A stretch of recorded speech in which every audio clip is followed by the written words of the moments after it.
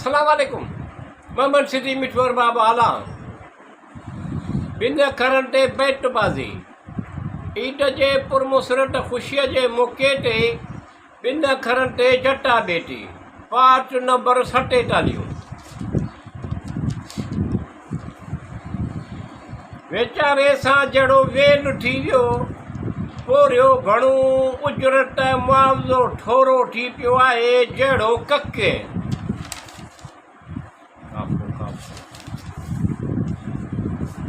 ककिठी दुआ घुरियाई दुआऊं त अॼुकल्ह नौकिरी नीचु कान्हे मिली वञे का नौकिरी। आजिज़ी इनसारीअ सां चवां पियो पंहिंजे धणीअ खे खेल ई खेल में खेल बि थी वियो त ॻाल्हि बि इन्हीअ खे चवंदा ने हिकिड़े तीर में ॿ शिकार। वाह इहो बाबलो ओ बाबलो ओ बाबलो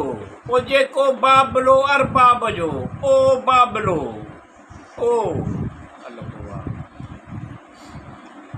ओ असांजो मुआमिलो करियो सवलो ओ बाबलो ओ जेको मुंझियलु आहे घणो अवलो ओ बाबलो ओ चऊं सभु असीं अवां खे ठा ओ बाबलो ओ करियो सभिनी जा टावला कम सवला ठा ओ बाबलो ओ जिन जी पहुच कराचीअ किंकारूं झरटाई ओ बाबलो ओ जिन जी केटी बदर खां ओ बाबलो जिन जी पहुच कींझर खां कश्मोर ताईं ओ बाबलो ओ तव्हां ते अल्लाह जी रहमत वसे नेमत सदाई ओ बाबलो ओ सदा ख़ुशि रहो रहंदी दुनिया ताईं ओ बाबलो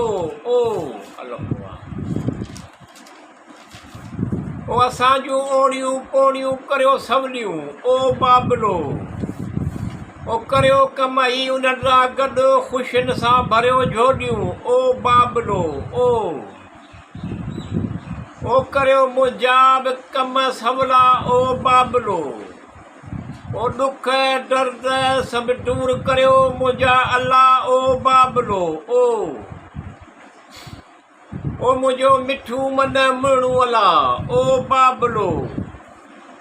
ओ पुॼनि आसों मेॾूं दिलि मन घुरियूं उन जूं ओ बाबलो ओ मौला मदद कन्फेक्शनरी शॉप आला नवा में उते मिलनि था मिलंदियूं टॉफियूं जेली मसाला बिस्किट गिदामड़ी चीज़म बंटी खीचा चिप्स हरवड़ वड़ करे सुवाला दिलि ठरे पई बार बारूं थियनि मन सरहो ते खिली नेड़ पवनि ए सजण अचनि आसो में न पुॼे सावण त सावण पर बड्डो बि अहिड़ो वसियो महाबोड जो बीठल वणनि जे फसल में ॾेना फुटी विया। यादि आहे उहे साल उहे महीना ॾींहं जो हुई अछ ई अछ पाणी दरिया में सावणी मुड मौसम ऊन्हारो छोलियूं छछ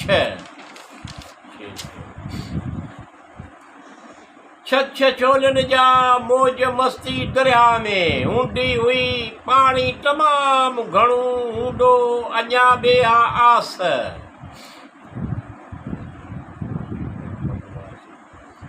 आस पास ॿुधिजे थो ॾिसिजे थो त ख़ुशियुनि में फ़ख़्रु पिया कनि